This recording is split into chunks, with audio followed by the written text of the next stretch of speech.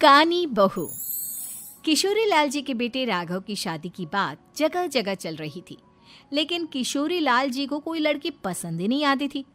और उसकी एक ही वजह थी, किशोरी लाल जी का लालची होना। उनको लड़की वालों से मोटा दहेज चाहिए था और इसी चक्कर में एक दिन वो एक बहुत पैसे वाले के घर अपने बेटे का रिश्ता लेकर पहुंचे।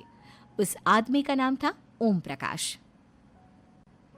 देखिए किशोरी लाल जी, मेरी एक ही बेटी है और मेरी सारी संपत्ति जायदाद सब कुछ मेरी बेटी नैना का ही है। पापा, नाम से लगता है बहुत खूबसूरत होगी। कितना अच्छा नाम है ना, नैना। ओ, वैसे बात तो सही है आपकी। अब इतना पैसा है, जमीन जायदाद है, इकलौती बेटी, आप भी क्या करेंगे? सब कुछ उसे ही देंगे ना। बिल्कुल ठीक पहचाना आपने। बस बेटी की शादी और सारी जायदाद उसके नाम। पापा, बिना देखे हाँ कर दीजिए ना। इतना अच्छा रिश्ता फिर कहाँ मिलेगा? माला माल हो जाएंगे हम। मैं अपनी बेटी को बुलाता हूँ। अरे नहीं नहीं नहीं नहीं, आपकी बेटी का नाम नैना है, सुनकर ही लगता है बहुत सुंदर होगी। रहने दीजिए अंकल, मैं तो आपकी बेटी के नाम से ही इतना खुश हो गया हूँ कि उसे बिना देखे शादी करने को तैयार हूँ। अब तो मैं उसका चेहरा सीधे शादी के बाद ही देखूंगा। और इस तरह राघव नैना का चेहरा नहीं देखता और उससे शादी कर लेता है। शादी के बाद अपनी सुहाग रात पर जब राघव नैना का घूंघट उठाकर देखता है तो नैना की आंखें बंद थी। कितनी खूबसूरत हो तुम नैना, जरा अपनी आंखें खोलकर मेरी तरफ देखो तो सही। नहीं, मुझे शर्म आती है। अरे, मैंने तुम्हें शादी से पहले भी नहीं देखा, और अब अगर तुम आंखें खोलकर मुझे देखोगी भी नहीं तो मुझे अच्छा कैसे लगेगा? इससे पहले कि नैना अपनी आंखें खोलकर राघव की तरफ देखती, अचानक से लाइट चली गई और राघव नैना को पूरी तरह से देख भी नहीं पाया। अगली सुबह नैना राघव के लिए नाश्ता बनाकर लेकर आई।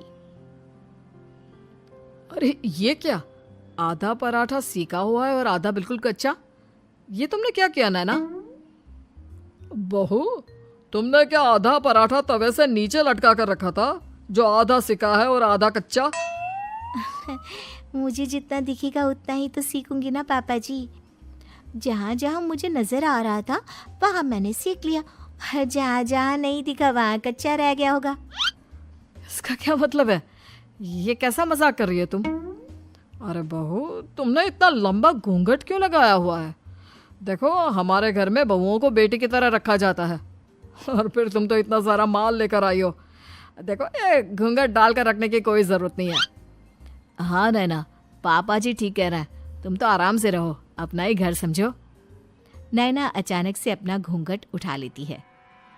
अरे ये क्या पापा, नैना की तो एक आंख फूटी हुई है। नाम से नैना, लेकिन ये तो कानी बहू निकली। मेरे साथ धोखा हुआ है, धोखा। बिना दिखाए अपनी कानी लड़की मेरे संग ब्याह दी। मुझे कानी बीवी नहीं चाहिए। मुझे अभी ओम प्रकाश जी से बात करनी पड़ेगी। आखिर उन्होंने मेरे साथ ऐसा किया क्यों? अरे, आप लोगों ने ही तो पापा से कहा था कि आप लोग शादी से पहले मुझे देखना नहीं चाहते। अब मेरे पापा पर क्यों इल्जाम लगा रहे हैं? अरे लेकिन उन्हें बताना तो चाहिए था ना कि तुम कानी हो, एक आंख से तुम्हें दिखाई नहीं देता। किशोरी लाल और राघव नाराज होकर ओम प्रकाश को अपने घर बुलाते हैं। पापा जी, ये आपने क्या किया? शादी से पहले बताया क्यों नहीं कि नैना की आंखों में परेशानी है? अरे, आप ही ने तो लड़की देखने से मना कर दिया था। और लेकिन आप बता तो सकते थे।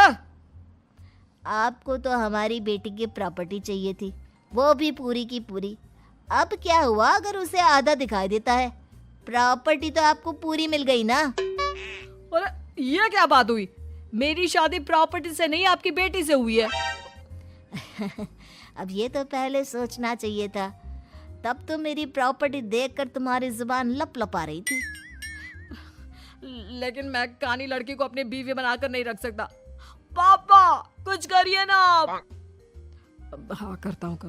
देखिए ओम प्रकाश जी, आप हमारे साथ ऐसा नहीं कर सकते।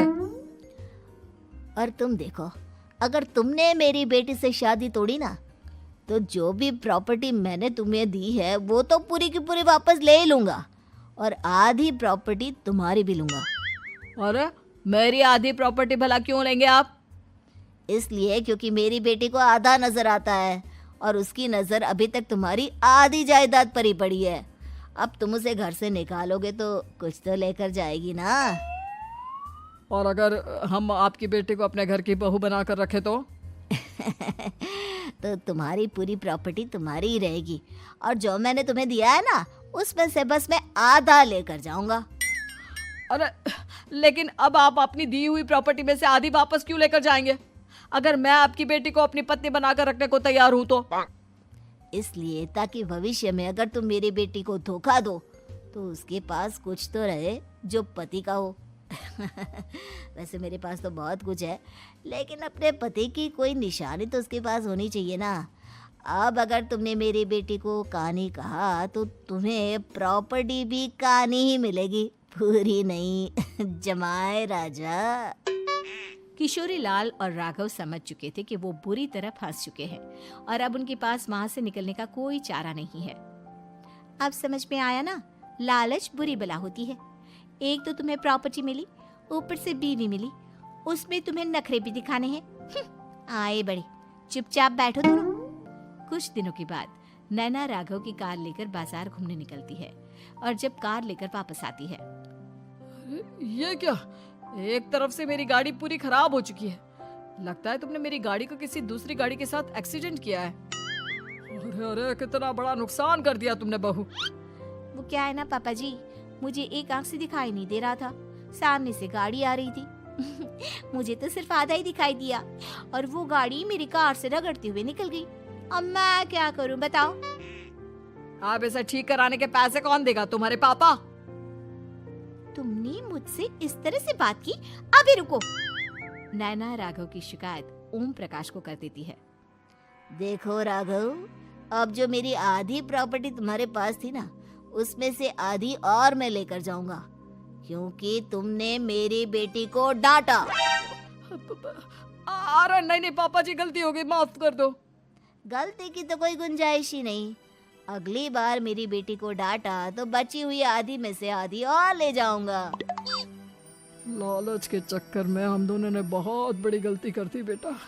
एक तो तुम्हें कानी बहू मिली और ऊपर से जो माल मिला वो भी काना। इस तरह राघव की हर एक गलती पर ओम प्रकाश उसकी प्रॉपर्टी का आधा आधा हिस्सा लेकर अपना सारा माल वापस ले गया और राघव को कानी बीवी से काम चलाना पड़ा। भाई लालच वाकई में बुरी बला है।